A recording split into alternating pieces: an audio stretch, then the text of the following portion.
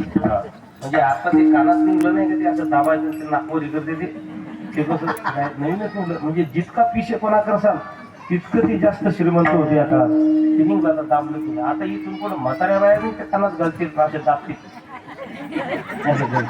म्हणजे याच्या इतके पिसा काळ सध्या नाही. तुम्हाला जर चांगले उपवास धरसाल ना तर तुम्हाला कोणी पाहायला येणार नाही. जितका पिशेपणा करसाल एका रात्रीतून एक पोरग प्रसिद्ध झालं एका रात्रीतून काहीच नाही. त्याच्या मायनं शाळाच्या पुढे गणवेश घातला आणि त्याला गाणं म्हणायला लावलं. त्यानं गाणं म्हणलं आमच्या पप्पानं गणपती आणला आमच्या पप्पानं. म्हातारे लोक तेच म्हणू लागले. हिरो हिरोने तेच म्हणाले. आता ते कानात घालायचं तसं झालेलं आहे. यशोदेने सांगितलं माझा बाळ किती गोंडसे बाळ सगुण गुणाचे ताने बाळ दिसते गोजीरवाने काय सांगता घराने गे यशोदे गोकुळ जालाने. अशा तत्वादी सुरू झाल्या. एके दिवशी यशोदेनंच भगवंताला खाली बसवलं. कृष्णा तुला मी ताकीद करते घरी कोणाच्या जाऊ नको.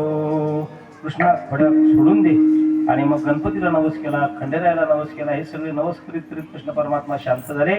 आणि मग तरी काहीतरी शिक्षा दिली पाहिजे. या लेकरांना कशी शिक्षा दिली कशी लेकरं संस्थेत घातली तसं मग या लेकराला शिक्षा देण्यासाठी वृंदावनामध्ये पाठवायचं. मग उद्या जाई राणा हे घेऊन गोदना गोधने चारा वया जातो शारंग पाणी.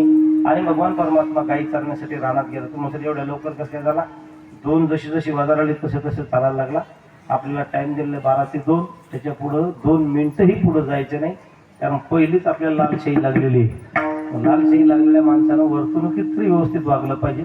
आणि म्हणून 2च्या पुढे आपल्याला जायचं नाही. आणि मग रानात भगवान परमात्मा गाई घेऊन गेले. मग तिथं सुद्धा नाना प्रकारचे खेळ होते. इटी दांडू चेंडू लगोरी नानापरी खेळ मांडी याला यमुनेच्या तिरी. आणि मग तिथं खेळ मांडला आणि नाना प्रकारचे लीला तिथं सुद्धा दाखवल्या. इंद्राची मस्ती जिरवली ब्रह्मदेवाची मस्ती जिरवली.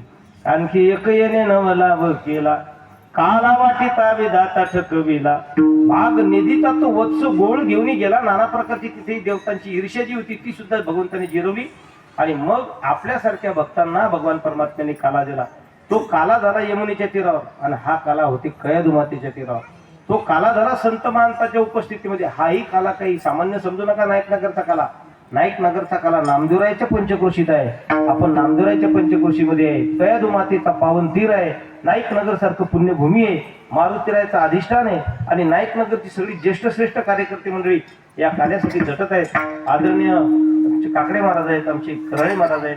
आपल्या सगळ्या वैष्णवांच्या मुखातून हा काला आपल्याला मिळावा यांच्या हस्ते मिळावा एवढीच अपेक्षा करतो.